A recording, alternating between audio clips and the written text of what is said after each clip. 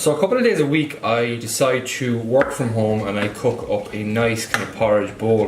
But like if I'm down in the gym in the office, for example, I'll do the same thing with the kettle, and it actually does work out fine, so that's grand. But if I throw it up in my Snapchat story, if I put it on my Instagram story or something like that, I always get a basic question saying something like, "But Dave, I thought carbs are bad," or "You shouldn't eat carbs in the morning because of insulin," or these kind of questions that come into play, and my milk is spilling. I better pick up the camera. Or the usual one as well, then, like that carbs make you fat. So like, I have a little routine. It's become so automatic at this stage when I listen to a podcast, getting breakfast ready, read a bit of a book before I start the day.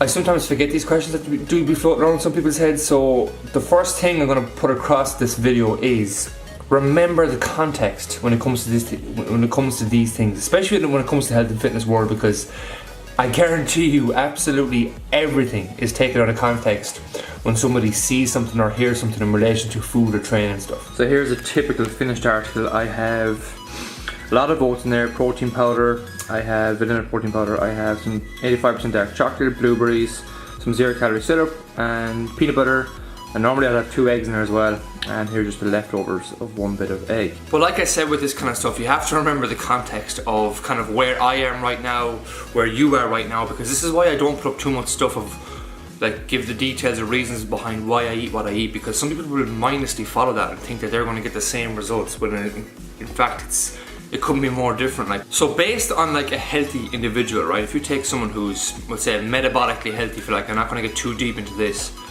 but if they basically have, let's say, if somebody eats, let's just say a GA player, because usually these are a lot of questions I get from lads that play sport, but let's just say you have someone who plays soccer or hurling or whatever, and they need, let's say, 3,000 calories to keep their body with the same, keep their performance up and train well throughout the week, right? If they have more carbohydrates in their day and we'll say less fat and we'll say a baseline of protein, but they're hitting 3,000 calories, they're not going to magically gain weight out of nowhere with that. They eat more carbohydrate, they're going to burn more carbohydrate off, is in the easiest sense to put it.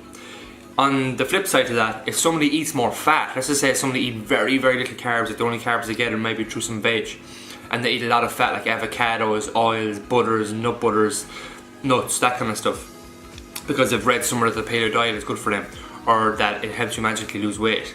But if they still hit the 3,000 calories, their body weight is not going to change. And if anything, their performance is probably going to come way down the field eventually, because they need those carbs for performance.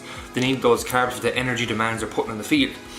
So again, if you eat more fat, you're going to burn more fat. Eat more carbohydrates, you're going to burn more carbohydrates. And by fat, I mean fat as a fuel, not body fat.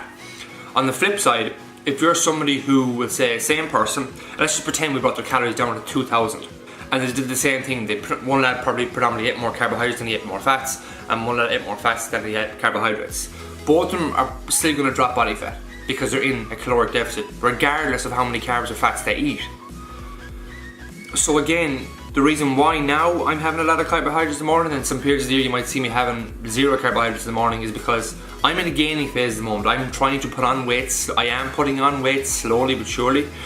And having a big ass bowl of porridge this in the morning lets me get in about between 11 to 1,200 calories, which is easy for me because I'm eating a lot of food and I need to get a big start to the day in, because if I leave this late, I'm not going to get that food in later on.